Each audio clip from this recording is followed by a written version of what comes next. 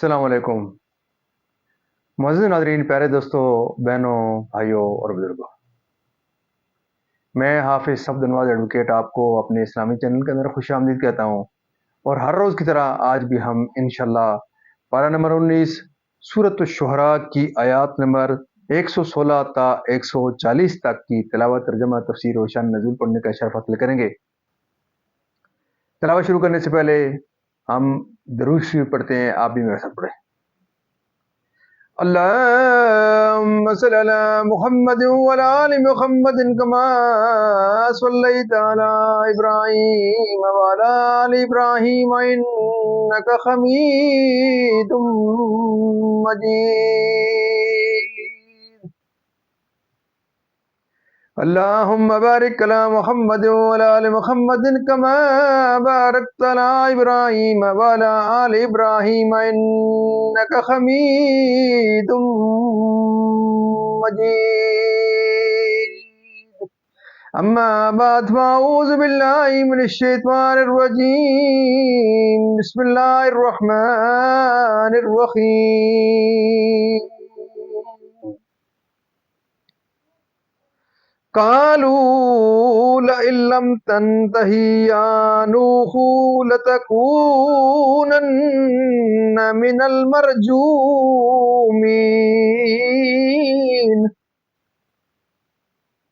قال ربي إن قومي كذبون فافتح بيني وبينهم فتحا ونجني ومن معي من المؤمنين فأنجيناه ومن معه في الفلك المشحون ثم أغرقنا بعد الباقين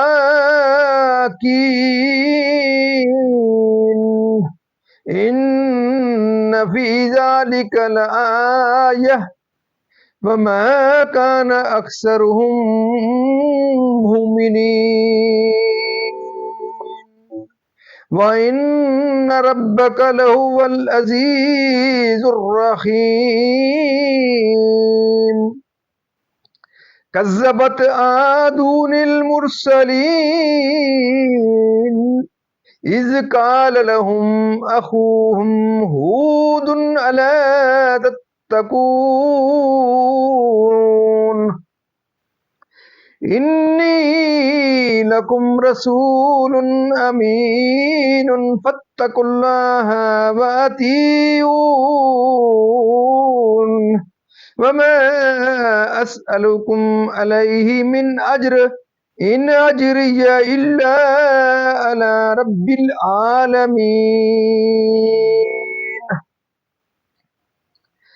أتبنون بكل ريء آية تعبثون وتتخذون مساني لعلكم تخلدون وَإِذَا بَطَشْتُمْ جَبَّارِينَ فَاتَّقُوا اللَّهَ وَأَطِيعُونِ وَاتَّقُوا الَّذِي أَمَدَّكُم بِمَا تَعْلَمُونَ أمدكم بأنعام وبنين وجنات وعيون إني أخاف عليكم عذاب يوم عظيم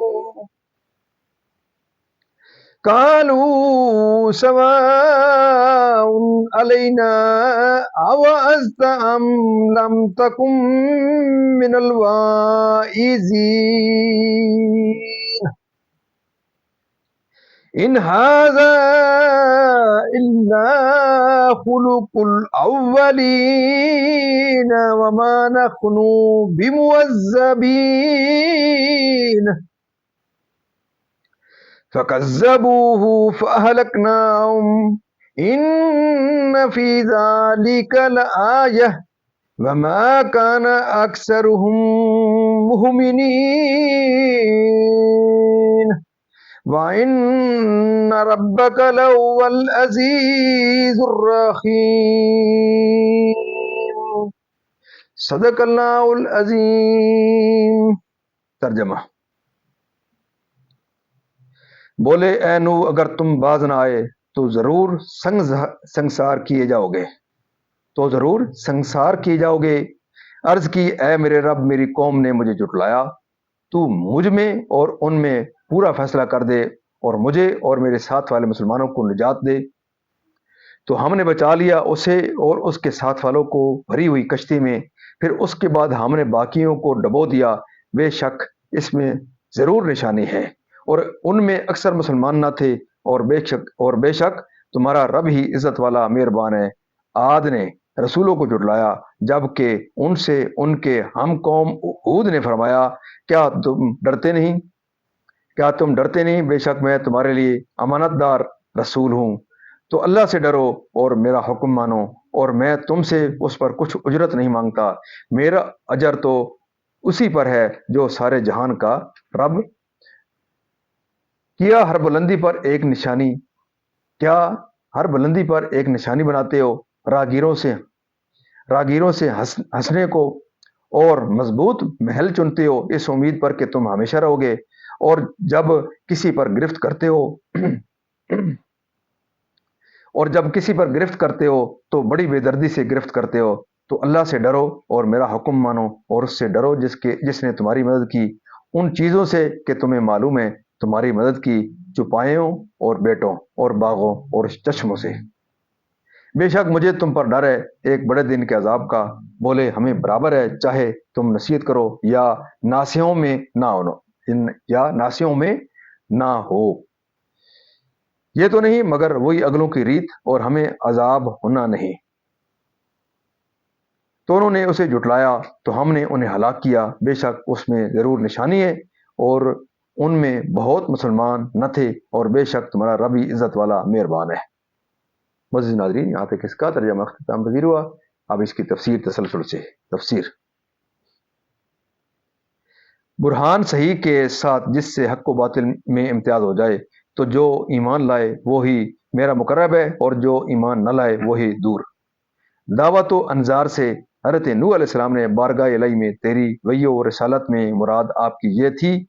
کہ میں جو ان کے حق میں بد دعا کرتا ہوں اس کا سبب یہ نہیں کہ انہوں نے مجھے سنسار کرنے کی دھمکی دی، نہ یہ کہ انہوں نے میرے مطمئن کو رزیل کہا، بلکہ میری دعا کا سبب یہ ہے کہ انہوں نے تیرے کلام کو جھٹلایا اور تیری رسالت کے قبول کرنے سے انکار کیا، ان لوگوں کی شامت اعمال سے جو آدمیوں، پرندوں اور حیوانوں سے بھری ہوئی تھی،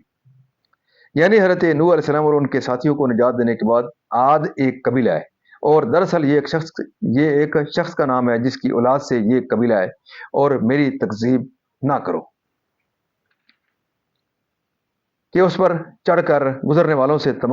تمسخر کرو، اور یہ اس قوم کا معمول تھا، انہوں نے سرے راہ بلند بنا لی تھی، وہاں بیٹھ کر راہ چلنے والوں کو پریشان کرتے اور کھیل کرتے، اور کبھی نہ مرو گے، یعنی کہ تلوار سے قتل کر کے درے مار کر نہایت بے رحمی سے، یعنی وہ نعمتیں جنہیں تم جانتے ہو آگے ان کا بیان فرمایا جاتا ہے۔ اگر تم میری نافرمانی کر لو، اس کا جواب ان کی طرف سے یہ ہوا کہ ہم کسی طرح تمہاری بات نہ مانیں گے اور تمہاری دعوت قبول نہ کریں گے، یعنی جن چیزوں کا آپ نے خوف دلایا یہ پہلوں کا دستور ہے، وہ بھی ایسی ہی باتیں کہا کرتے تھے، اس سے ان کی مراد یہ تھی کہ ہم ان باتوں کا اعتبار نہیں کرتے، انہیں جھوٹ جانتے ہیں۔ یا آیت کے معنی یہ ہے کہ یہ موت و حیات اور عمارتیں بنانا پہلوں کا طریقہ ہے، دنیا میں نہ مرنے کے بعد اٹھنا، نہ آخرت میں حساب، یعنی ہود علیہ السلام کو اور ہوا کے عذاب سے۔ مولانا ناظرین اللہ تعالیٰ کے فضل و کرم سے آج تک کی یہاں تلاوت ترجمہ تفسیر و ارشاد نزول اس کا اختتام پذیر ہوا۔ ہم اللہ تعالیٰ کے دربار کے اندر اس کلام مقدس کے سب کے حضور پاک صلی اللہ علیہ وسلم کی ذات برکات کی دعا کرتے ہیں اللہ تعالیٰ کے دربار کے اندر کہ اللہ تعالیٰ ہمیں قرآن پاک پڑھنے، قرآن پاک کو سمجھ کر اس کے احکامات کے مطابق حضور پاک صلی اللہ علیہ وسلم کے پاس کے مطابق اور صحابہ کرام کے نقشے قدم کے اوپر اللہ تعالی ہمیں چلنے کی توفیق عطا فرمائے. اللہ تعالی تمام پریشانیاں دور فرمائے, تمام بیماروں کو شفا کاملہ عطا فرمائے, اور اللہ تعالی تمام مرمین کو جنت الفردوس میں اعلیٰ والا مقام عطا فرمائے. میں اپنے تمام معزز ناظرین کے لیے اللہ تعالیٰ کے دربار میں یہ دعا کرتا ہوں کہ اللہ تعالیٰ مجھے اور آپ کو قرآن پاک کو زیادہ سے زیادہ تبلیغ کرنے کی توفیق عطا فرمائے, اور آپ سے یہ استدعا ہے خصوصی طور پہ کہ آپ اس ویڈیو کو ضرور خود بھی پورا دیکھیں, اپنے بچوں کو تلقین کریں, اپنی فیملی کے اندر, اپنے عزیز و اقارب کے اندر اس کے تذکرے کریں, اس کی تبلیغ کریں, اس کی ترغیب کریں, اور اس چینل کو ضرور لائک شیئر کریں, سبسکرائب کریں, اور زیادہ سے زیادہ آگے دوستوں کو اس چینل کو دیکھنے کے لیے ان کو اس کے صدقہ جاری سمجھتے ہوئے آگے شیئر کریں, تاکہ مجھے اور آپ کو دن قیامت ہے میں یہ دعا کرتا ہوں کہ اللہ تعالیٰ حضور پاک صلی اللہ علیہ وسلم کی چھتری کے سائے کے عرش کے نیچے اللہ تعالیٰ ہمیں حضور پاک صلی اللہ علیہ وسلم کی شفاعت نصیب فرمائے, اور حضور پاک صلی اللہ علیہ وسلم کی چھتری کے اندر ہمیں بھی جگہ عطا فرمائے. آمین ثم آمین.